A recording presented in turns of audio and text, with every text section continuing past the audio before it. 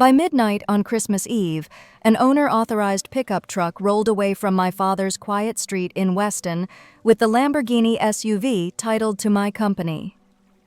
By the first week of January, several of his biggest donors had paused their pledges and started asking questions he could not afford to answer. I am Madison Hale. I am 33.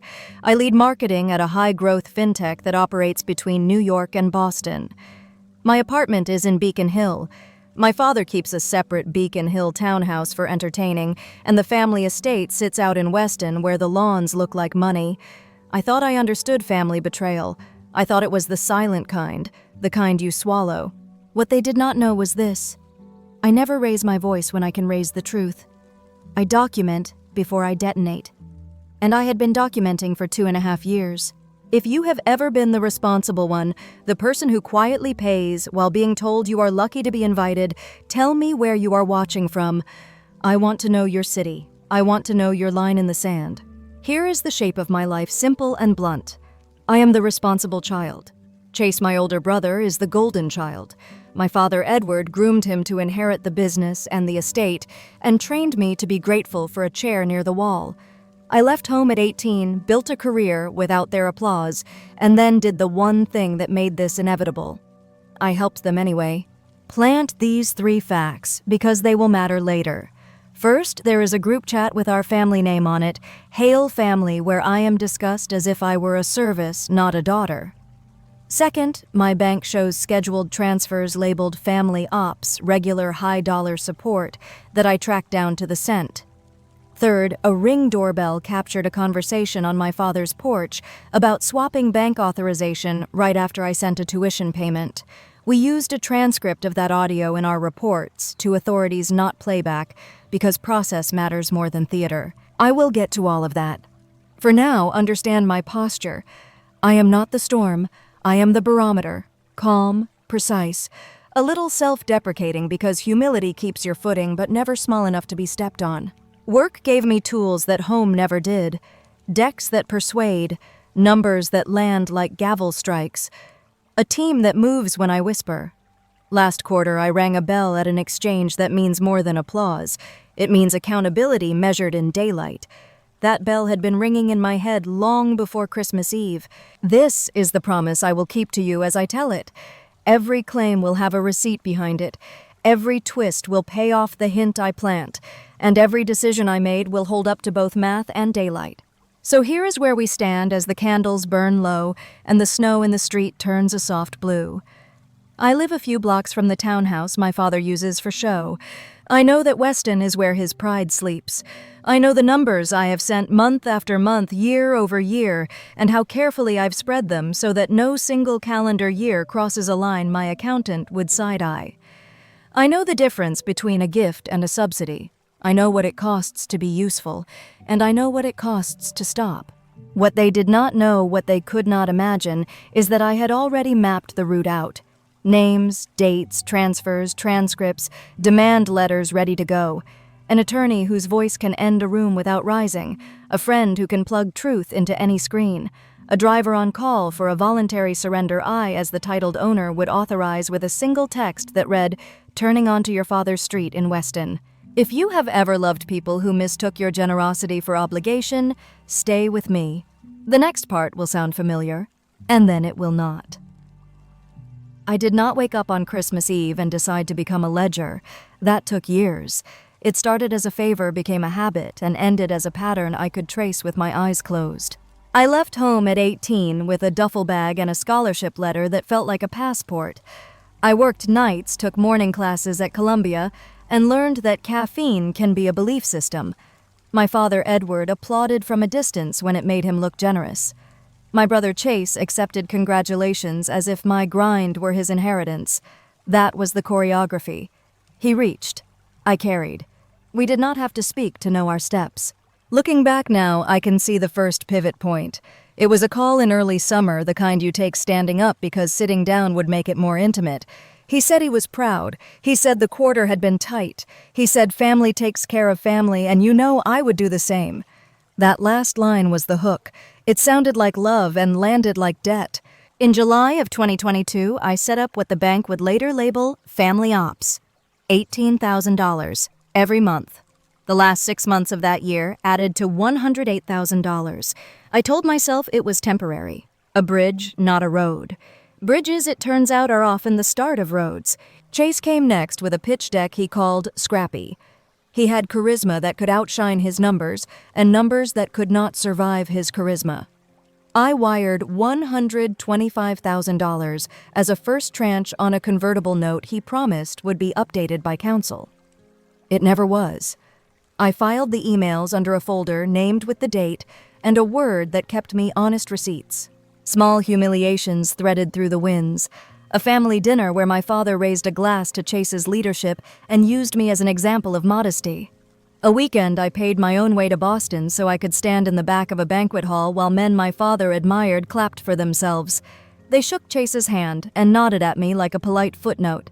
I smiled and asked the staff if they needed help stacking chairs. Some habits outlive their reasons. The following year, 2023, the drip became a routine. Family ops totaled $216,000 across 12 months. I added $5,000 each month to help with the Weston mortgage. $60,000 to keep a roof on a house where my name was not on the deed. Tuition for my nieces came due in expectant little bursts that did not fit neatly into cash flow.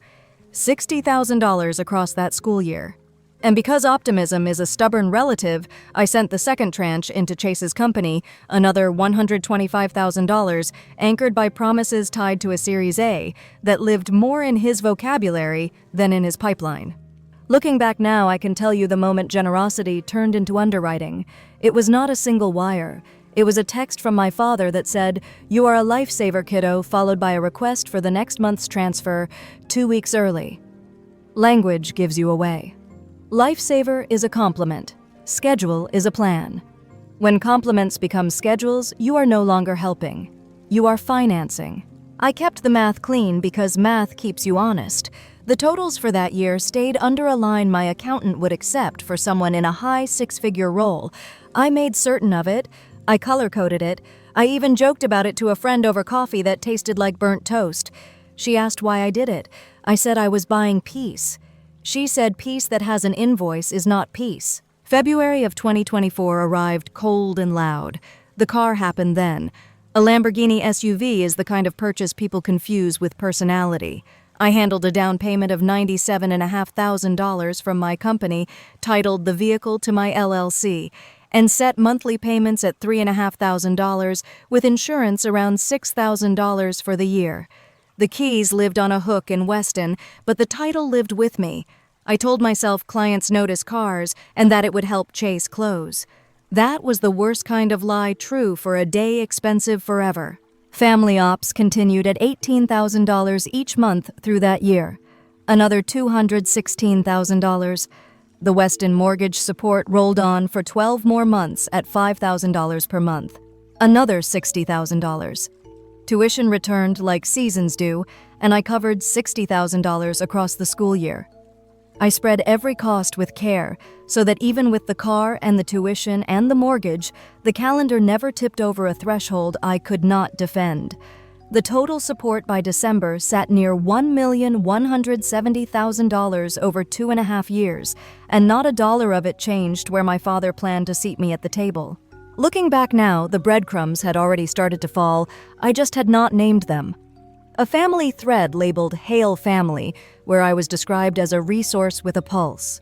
A casual comment on the porch in Weston about bank signatures that read like entitlement and sounded like a plan. A cheery email from Chase promising that once his big round landed, I would be made whole along with a founder's grant as if the math owed me gratitude instead of equity. Each piece seemed small alone. Together they sang in tune. Here is the part I am not proud of and will not pretend away. I did not stop the first time I felt used. I told myself that generosity proves character. I said I could endure 1 more month, 1 more quarter, 1 more school year. I said, this is how families are, and I do not want to be the bitter one. That line is a trap. It wraps itself around your ankles and calls itself tradition. I can also tell you why I stayed, because I was the responsible child, and responsible children are trained to keep the water running even when the house has no place for them.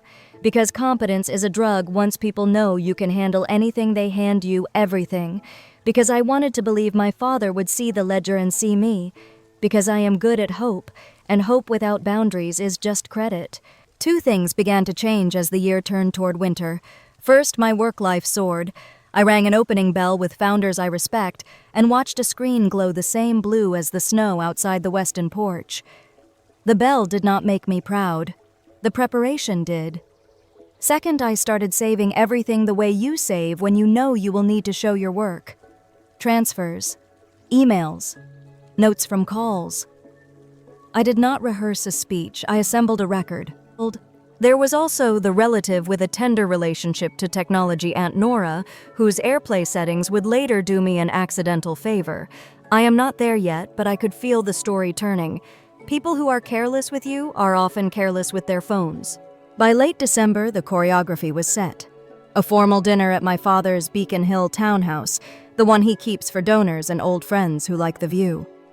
My own apartment a short walk away, where I had written demand letters with my attorney friend Callie and practiced saying less than I knew. Weston waiting like a stage where vanity sleeps in a garage. Evan, my friend who has seen too many cap tables to be shocked by human nature, standing by with a thumb drive and a calm face. I did not plan a spectacle. I planned a sequence. Financial support documented month by month so that no single year exceeded a credible ceiling for someone in my role. A convertible note that remained unsecured despite repeated requests preserved with timestamps. Mortgage and tuition payments mapped to school calendars and statement dates. A vehicle titled to my company so that a voluntary surrender would be lawful and fast. A transcript from a doorbell recording included in reports to the proper authorities because we follow the rules even when others do not. That is how we got to Christmas Eve. Not with a shout, but with a spreadsheet. Not with rage, but with receipts. The next part is where suspicion becomes proof and proof becomes action, and once you see it, you cannot unsee it. Suspicion is a whisper, proof is a knock. The week before Christmas, the knocking started. The first breadcrumb was small enough to ignore if I wanted to. A security email from my bank flagged a new device under guest access on an account I barely touch. I had never enabled guest access. I called the bank, verified identity, removed the device, and set real-time alerts.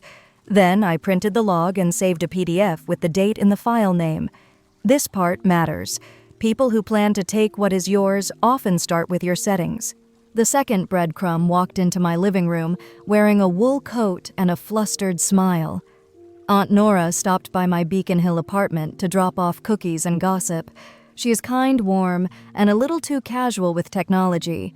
While I poured coffee, she tapped her phone and accidentally airplayed her screen to my TV. A family thread labeled Hail Family filled the room. The latest line was from my father. It read, "Once she signs the year-end gift letter, we move her out of the will." Chase replied with one word, "Finally." A cousin had reacted to an earlier message with a laugh. Another line from a week prior said, "Keep her happy until the tuition clears." The room went very still. I handed Nora her coffee. I told her, "No worries, it happens." While she tried to disconnect, I took screenshots with visible timestamps and saved them to a folder named with that same steady word I had used all year. Receipts. I wanted to believe I was misreading tone, so the third breadcrumb made sure I was not. I drove out to Weston to return a book to my mother. The wreath on the front door smelled like pine and old habits. As I was leaving, the Ring doorbell pinged. My father's voice floated in from the porch where he stood with Chase. "We have to swap the signature card right after she sends the tuition," he said. "If the access changes before then, she will notice." I kept walking because I have learned that silence gathers better evidence than accusation. Later, with my mother's help, I exported the relevant Ring file and had a paralegal prepare a clean transcript for our reports. Massachusetts requires care with recordings. We followed the rules. We did not play audio at parties. We documented and reported. The fourth breadcrumb landed in my inbox, wrapped in optimism. An email from Chase promised that once the Series A closed, I would be made whole, plus a founder's grant. I replied with a simple request: send the term sheet. He responded with a GIF and no terms. I forwarded the thread to myself, labeled it by month and year, and noted the absence of a document where a document should be. The fifth breadcrumb was plastic and predictable. My Amex statement showed charges on the platinum card I had guaranteed for him. Lounges, clubs, dinners with checks that look like rent. He had told me months ago, "This is just for points. You are not actually paying." The due date said otherwise. I called Amex, confirmed that I was the primary and the guarantor, and asked the agent to read the policy back to me. Then I read the reference number back to the agent. I recorded the date and time in my notebook because dates and times are how fog becomes lines. Looking back now, I can see how each breadcrumb tightened the focus. The guest access flag, the group chat that named me a plan, not a person, the porch conversation about timing a signature swap around my tuition wire, the airy promise of venture money that lived only in a subject line, the credit line they treated like a family heirloom. Alone, each piece could be explained away. Together, they drew arrows in the same direction. I also pulled the purchase file for the car because lawyers have taught me that ownership is not a feeling, it is a document. The title sat with my LLC.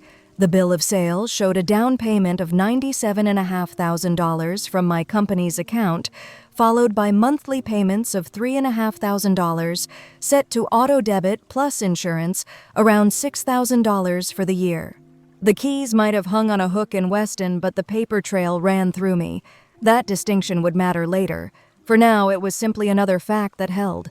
Evan, my friend who lives in spreadsheets, looked at the bank exports I sent and exhaled through his teeth.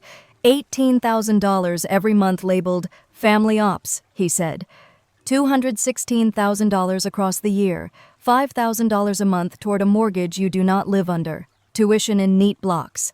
2 tranches of $125,000 into a company with no signed term sheet. He did not tell me what to do. He did not need to. He just said the sentence that tilts a story from hope to math. We have enough. There was one more breadcrumb, and it was not a file. It was a feeling that finally interrupted my reflex to rationalize. I remembered an old text from my father after I had wired an early transfer. "You are a lifesaver, kiddo," he wrote, then asked for the next month's support 2 weeks ahead of schedule. Lifesaver is gratitude. Schedule is dependence. No one should confuse the two. Looking back now, the line between suspicion and certainty is the moment you stop asking if you are overreacting and start asking if you have everything you need. I sat at my kitchen table with the Hale family screenshots, the ring transcript, the Amex notes, the bank logs, the car title, the emails, and a list of dates stretching from July of 2022 to December of 2024. I highlighted each month I had sent $18,000. I marked each $5,000 mortgage contribution. I circled the tuition installments that matched school calendars. I underlined the 2 seed tranches and wrote unsecured in the margin. Then I called Callie. She does not do drama. She does sequence. I walked her through every breadcrumb, pausing only to confirm the timeline or spell a name. She asked 3 questions that mattered. Do you control the title? Do you have written authorization anywhere that could be twisted into consent? Do you want to be right or effective? Yes. No. Effective. We agreed on the shape of what came next. Demand letters first. Civil complaint ready for the first week of January.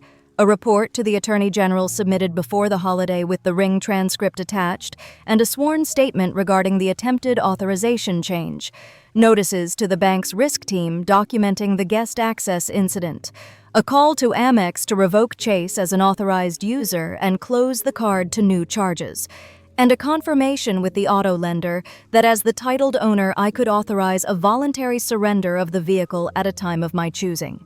I did not plan a scene. I planned a record. The difference is simple. Scenes try to convince, records do not have to. By the time Christmas Eve arrived, the breadcrumbs had become a map. I knew where I had been generous. I knew where they had been coordinated. I knew that the room my father curated in his Beacon Hill townhouse would give me something he prized even more than legacy: witnesses. And I knew that Weston Quiet, moneyed and sure of itself, would provide the final confirmation that paperwork always outruns posture. This is where suspicion ends. The next part is where I put the paper where the posture lives and let the facts do the speaking I no longer needed to. The Beacon Hill townhouse always smells like lemon oil and inherited opinions. Wreath on the door, brass polished to a sermon. About 20 guests drifted in and out of the living room, balancing crystal and small talk. My apartment was a short walk away, but this house belonged to performance. Edward thrived here. He lifted his glass before the soup cooled. His voice carried the way a verdict carries. "I have reached a decision about the company and the estate," he said. "Chase will inherit. Madison, you chose the wrong path, and because of that, you will receive nothing." There it was. The surface betrayal. Said like weather. Said like it had always been true, and tonight was merely the reading of the forecast. I cut my steak. I chewed. The ice in someone's glass cracked with a tiny, perfect shiver. Silence spread across the table, wide and impressed with itself. I did not argue. I did not plead. Quiet is not surrender. Quiet is when truth takes off its shoes. I stood steady and set my napkin on the table. "If you will indulge me for a minute," I said, "I would like to be precise." Evan rose without fanfare and connected my small thumb drive to the television. He did not grandstand. He simply mirrored the file labeled Receipts. Aunt Nora stared into her soup. She knew even if the room did not yet. The first image filled the screen, "Hail Family." A group chat header timestamp clear, no need for commentary. A line from my father read, "Once she signs the year-end gift letter, we move her out of the will." A one-word reply from Chase, finally. Then another message from earlier that month, "Keep her happy until the tuition clears." The bubbles sat there blue and ordinary, which made them sharper than any speech. Someone coughed into a linen napkin. Someone else set a fork down too gently as if cutlery could bruise. Evan tapped to the next slide. Bank exports. Clean columns. Date. Description. Amount. Family ops every month from July of 2022 through December of this year. $18,000 per month. $216,000 across last year. $216,000 again this year. $108,000 across the last half of the first year. $5,000 per month labeled Weston Mortgage for 2 full school years. Tuition installments that added to $60,000 last year and $60,000 again this year. 2 wires of $125,000 each into Chase's startup notes signed unsecured. Numbers do not moralize. They do not accuse. They do not forgive. They just sit there and refuse to move. A woman from my father's donor circle leaned toward the screen as if closeness might change what she saw. No one spoke. That helped. The next frame was a transcript excerpt, not audio. "We are careful about process." Header at the top, dated and signed by the transcriber. Location front porch, Weston. Voice 1, Edward. "We have to swap the signature card right after she sends the tuition. If the access changes before then, she will notice." Voice 2. "Chase got it." The words looked harmless on paper. They felt surgical in air. Then the slide with the title documents. Vehicle Lamborghini SUV. Title issued to Hale Strategy LLC. Down payment $97,500. Monthly payment $3,500. Insurance approximately $6,000 per year. Authorized driver Chase by permission. That last phrase is the part people tend to miss. Permission can be granted. Permission can be revoked. I let the room breathe. It is a kindness to give people a second to hear themselves think. Here is the deeper conspiracy laid bare without adjectives. The plan was not an accident of a hard quarter or a clumsy ask. It was coordinated. Keep me paying under the banner of family. Time the authorization swap to land after my tuition wire. Treat my signature like a shared utensil. Talk about me in a thread like I was a department. Shift the will after I signed a year-end letter that would make the numbers look like gifts rather than subsidies. None of this required them to be villains in their own minds. It only required them to be certain I would not stop. The room did what rooms do when certainty cracks. It rearranged its furniture. You could feel it. The donors who knew how to manage optics put their faces into neutral. The relatives who enjoyed the glow of proximity stared at their plates as if etiquette could shield them. Chase tried a smile he usually reserves for waitstaff. It did not reach his eyes. I spoke softly because soft words carry in a hard room. 2 things can be true, I said. I have been generous, and you have been organized. For 2.5 years, I have sent $18,000 every month under family ops. I have covered $5,000 a month toward a mortgage on a house where my name is not on the deed. I have paid tuition for 2 little girls I adore. I have invested 2 tranches of $125,000 into a company that never produced a binding term sheet. I titled a luxury SUV to my company and allowed Chase to drive it because I believed it would help him close. None of that turns me into an ATM. None of that gives anyone the right to plan an authorization swap around my payments. None of that earns you a narrative where my erasure is a natural outcome. I looked at my father. He was so still he could have been a painting of himself. He reached for legacy the way some men reach for handrails. Legacy, he said finally, is private. That word. Legacy. It sounds like oak and portraits. It is often just a story where a man explains his preferences as destiny. Evan cued the last 2 context slides. Not applause. Context. A short clip of me at the exchange bell surrounded by founders I respect. Proof that my work life is not a rumor. A screenshot of a recent profile noting a major partnership I led last quarter. Not to impress this room. To correct the frame. I am not the cautionary tale they have been selling at Thanksgiving. Patterns rarely reveal themselves on their own. You have to look sideways. The pattern here stretched back to childhood. They wore suits and left for important errands. I tied on an apron and made sure the biscuits did not burn. They went to offices where legacies were inherited.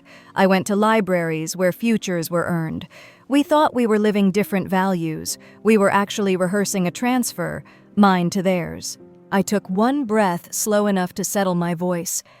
I am not here to perform grief, I said. I am here to say what is true in front of the people who were meant to hear it. I have been financing a plan to erase me. That ends tonight. No one clapped. No one needed to. The blue light from the television reflected in the cut crystal like tiny fractured oceans. Outside the windows, the snow threw back the street lamps with that quiet, expensive glow Weston loves. A niece's hand found mine under the table and squeezed once brave and small. I squeezed back. This is the moment people expect shouting. It is also the moment people expect forgiveness. I offered neither. I offered a record. Looking back now, that was the instant my body caught up to my mind. The surface betrayal was acknowledged aloud. The deeper conspiracy was named with dates and texts, not adjectives. The pattern across years snapped into place like a spine. I did not need them to agree. I needed them to hear. I nodded to Evan and he blacked out the screen. The room exhaled, grateful to see its own reflection vanish. I sat down. I lifted my water. The ice chimed against the glass like a small bell. What they did not know yet, what no one in that room could imagine, was that the preparation did not end with a slideshow. It ended with calls already made, reports already submitted, and a sequence already in motion. The revelation was not the end of anything, it was the hinge. The next part is not about volume. It is about velocity. Calm, documented, lawful. The plan was already walking toward them, long before they looked up. Revelation clears the air. Preparation changes the weather. By the time I stood in that Beacon Hill dining room, the storm had already been charted. Monday was for council. I met Callie at a quiet table where the coffee was strong and the music stayed out of the way. I walked her through the record month by month starting in July of 2022. $18,000 labeled family ops every month. $5,000 toward a mortgage for 2 full years. Tuition in 2 school cycles totaling $120,000. 2 convertible notes at $125,000 each, still unsecured. A vehicle titled to my company with a down payment just under $100,000 and monthly payments that read like a car commercial. She did what good attorneys do. She turned my outrage into order. We set sequence, not spectacle. Demand letters prepared to go out on the next business Tuesday. A civil complaint ready for the first week of January with claims for fraud conversion and promissory estoppel. A clean signed transcript from the porch conversation added to our packet, not the audio, because Massachusetts requires care and I plan to give it. And an identity abuse report filed to create a reference for any bank investigator who would later ask for a number before they asked for a story. Tuesday was for financial controls. I called Amex as the primary cardholder and guarantor, revoked Chase as an authorized user, and closed the card to new charges. I confirmed the policy allowed, asked the agent to read the reference number twice, and wrote it down with the date and time. I did not apologize for being exact. Precision is not attitude. It is armor. I also flagged the guest access incident with my bank's risk team.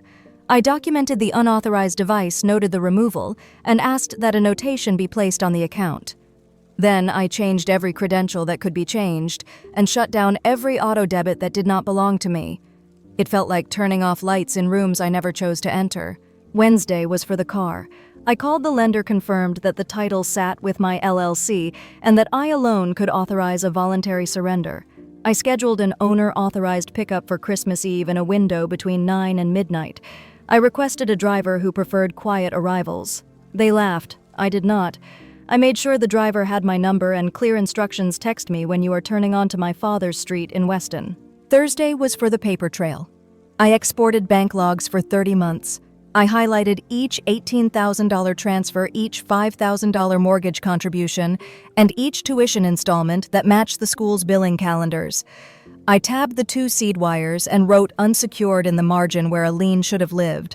I printed the title, the bill of sale, and the insurance confirmation for the SUV. I color-coded by year so that no one could claim I had blurred the lines to cross a threshold I could not defend.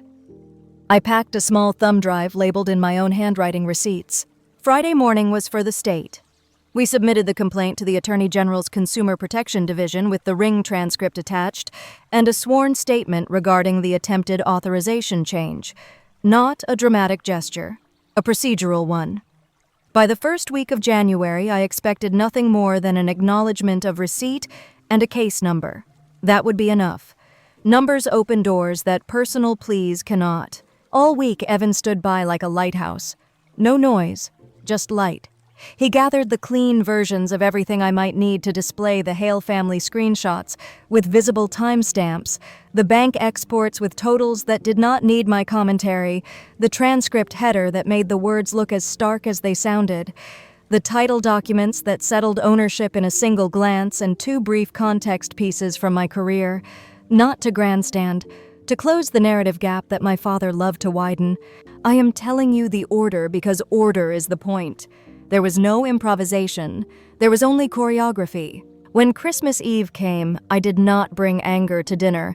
I brought a phone, a plan, and the patience of a woman who knows paperwork outruns posture. After my father announced the will change and the room tried to settle into its approval, I nodded to Evan. He mirrored the record to the television. I spoke softly because soft words carry farther than shouts in rooms like that. Callie, as a guest and as counsel, summarized the legal posture with the calm of a surgeon. Then I stepped into the powder room with the same steady hands I used to apply mascara before a board meeting. One email to Callie cued the demand letters for Tuesday morning. One secure message to the bank documented the attempted authorization swap and attached the new reference numbers. One text to the driver authorized the pickup window to begin. "Turning onto your father's street in Weston at 9:45, he replied. I glanced at the time. The room could argue about legacy as long as it wanted. The sequence was already walking. Back at the table, I did not gloat. I did not narrate. I let silence do its real work. People feel consequences most acutely in the moments before they arrive. That is not cruelty. That is clarity.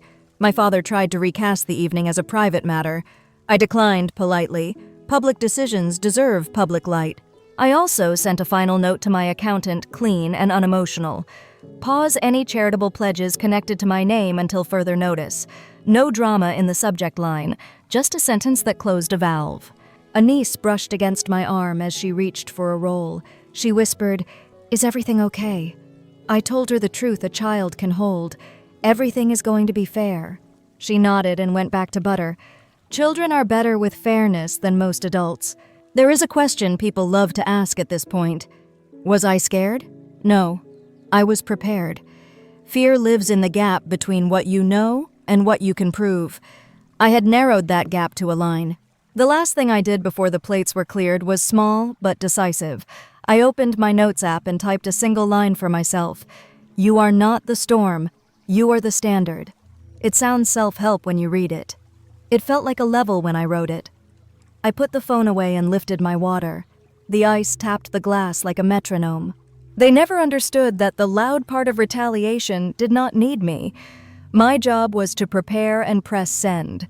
Paper did the rest. Lenders, platforms, agencies, schedulers, none cared about last names. They cared about form signatures ownership. I had those. By dessert, the plan had moved past permission. The Attorney General had our packet. Demand letters were set for Tuesday. The civil complaint was ready for the first week of January. The bank had risk flags and case numbers. The card was closed to new charges. And a driver was already heading to my father's street in Weston. Justice arrived with headlights low. Evan mirrored a live video as the tow truck eased in and lifted the Lamborghini owner-authorized voluntary surrender in plain view. The room froze. Chase barked that I could not do this. I kept my voice even. The car belongs to my company. Permission revoked. Pickup lawful. Sit down. Edward demanded privacy. I answered that public decisions deserve public light. Callie stated the posture misrepresentation, voidable gifts, identity abuse report on file, AG complaint, submitted letters, Tuesday suit, the first week of January. People understood. The truck rolled away. Emails confirmed the bank's case number and Amex changes. I stood only to close no reconciliation, no backroom deals. Contact me through counsel. Guests drifted out. I told my nieces everything would be fair. Outside Beacon Hill was sharp with cold. Evan handed back the drive. Callie said we will handle the rest. A final text arrived, pickup complete. In the days that followed, the AG acknowledged receipt pledges paused. The school routed tuition to the parents, and rumors tried to rewrite what witnesses had seen. I did not chase them. Justice did not feel like fireworks. It felt like a door that finally opened. I did not win a fight. I ended a subsidy, marked the property line, and let legacy taste like the future I will build.